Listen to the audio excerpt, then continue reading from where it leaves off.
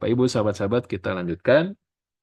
Dan kalau kita resumekan, kita saring, ya, kita ekstrak, kita ambil inti dari Al-Quran, itu akan kita dapatkan di surat Al-Fatihah. Jadi inti Al-Quran semuanya itu, inti sarinya ada di surat Al-Fatihah.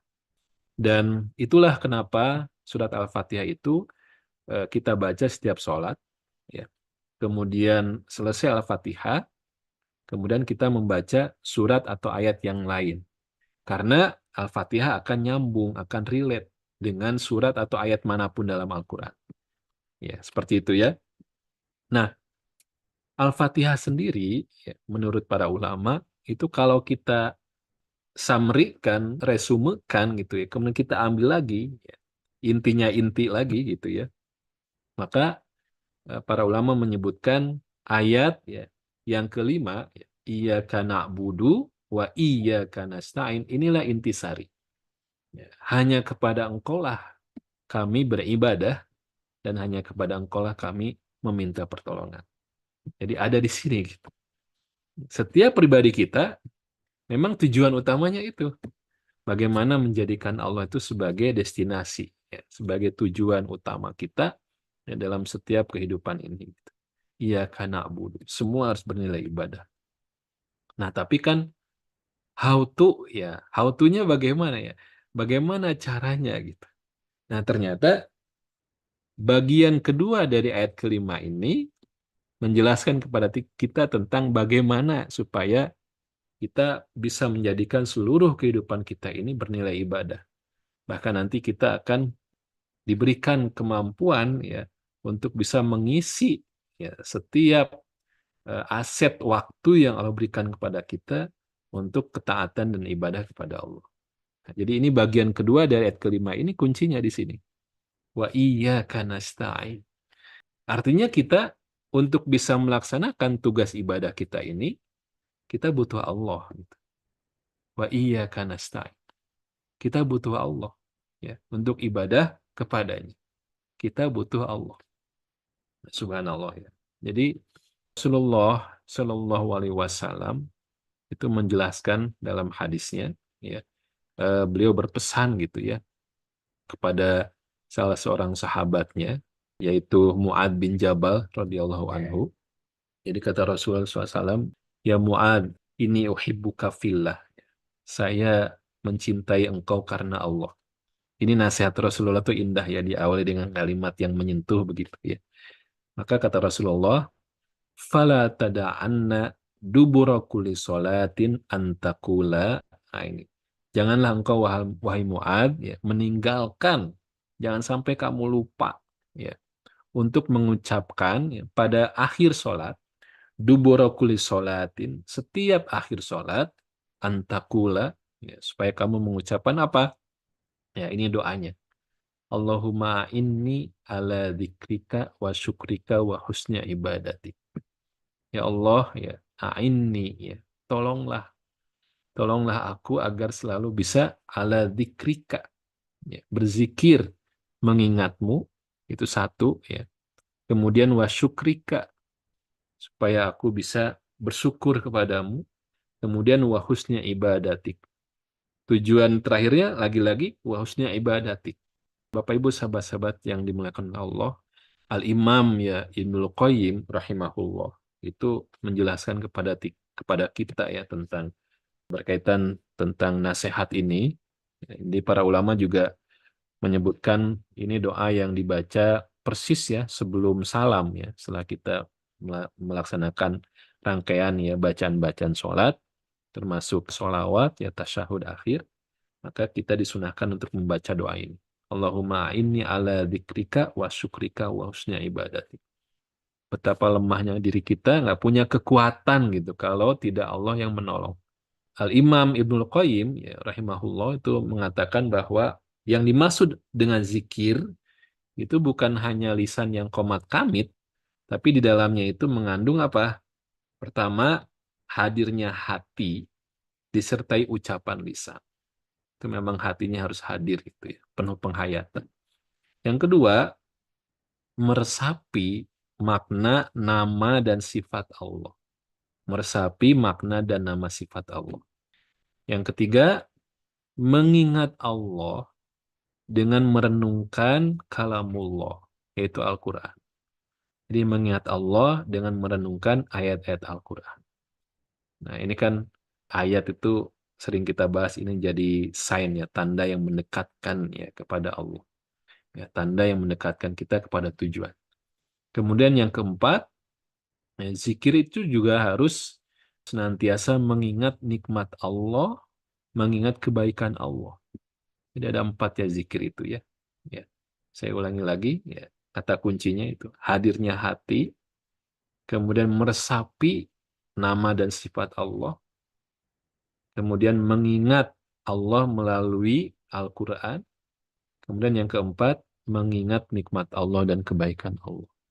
Ya, sehingga disinilah akan memunculkan ya ketaatan yang dilanjutkan dengan wasyukrika. Jadi syukur menurut Imam Ibnul Qayyim itu adalah melaksanakan ketaatan kepada Allah, mendekatkan diri kepadanya dengan rasa cinta lahir maupun batin. Nah, disitulah kemudian nanti menghasilkan wahusnya ibadatik. Nah, Bapak Ibu sahabat-sahabat yang dimuliakan dirahmati Allah. Jadi ini pengakuan diri kita dan sangat penting kita untuk menghayati doa ini. Kita baca karena namanya malas atau taat. Ketaatan itu tidak ada hubungannya dengan usia, ya, tidak ada hubungannya dengan kekuatan fisik, gitu ya. Ya anak muda, ya dibandingkan dengan orang tua, ya, lihat saja ketika sholat ya, usia 70 tahun, ya dia lebih awal datang ke masjid. Ya. Tapi yang masih muda-muda mungkin masbuk atau juga tidak ke masjid. Nah, ini sangat berkaitan dengan bagaimana pertolongan Allah kepada diri kita. Makanya doa ini diajarkan oleh Rasulullah SAW sampai berpesannya itu jangan sampai kamu lupa ya wahai Mu'ad ya, untuk membaca doa ini sebelum salam di akhir sholat. Ya. Allahumma inni ala dzikrika wa syukrika wa husni ibadatik. Taib.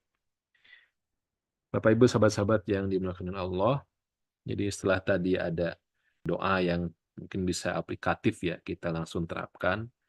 Berikutnya ini ada apa ini ya? Ada yang tahu ini apa ini? Ya.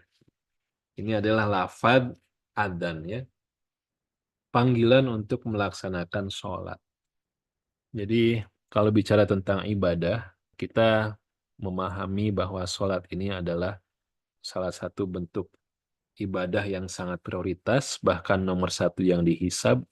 Maka sebetulnya nanti pembahasan kita tentang kemalasan, kemudian semangat, itu ukurannya itu gampang sekali. Ukurannya adalah sholat. Jadi kalau ingin semangat dengan apapun, perbaiki sholat. Ya, bagaimana sholat yang dilakukannya itu. Kalau sholatnya dilakukan dengan penuh semangat, dengan sungguh-sungguh, maka itu akan berdampak kepada semangat mengerjakan hal-hal yang lain. Nah, kita lihat dalam lafaz adzan ini, ketika kita mendengar, ya Allahu Akbar, kemudian terus itu ya, kan kita disunahkan untuk menjawab. Nah, pertanyaannya, kapan jawaban itu berbeda dengan lafaz dari sang muadzin?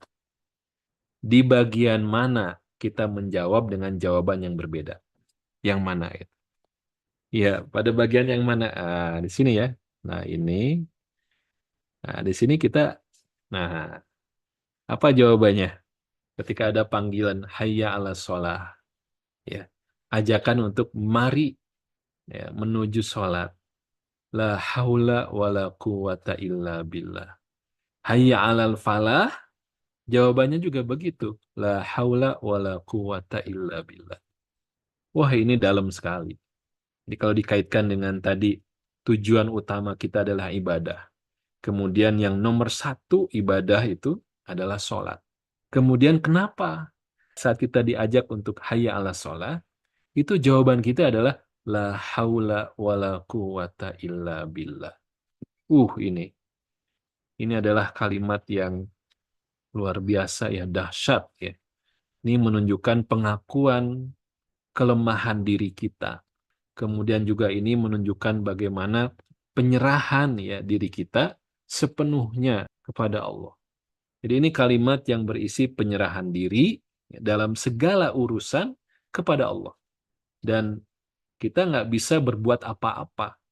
Kita juga nggak bisa menolak sesuatu. Dan kita juga tidak bisa memiliki sesuatu.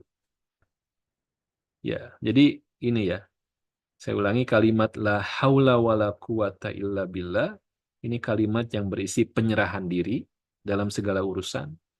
Kemudian menunjukkan kelemahan tidak bisa berbuat apa-apa, tidak bisa menolak apapun, tidak bisa memiliki apapun selain dari apa yang Allah izinkan, apa yang Allah kehendaki. Subhanallah ya. Jadi kalau Allah nggak mengizinkan, nggak diberikan kemampuan dan kekuatan, itu nggak bisa mendatangi sholat.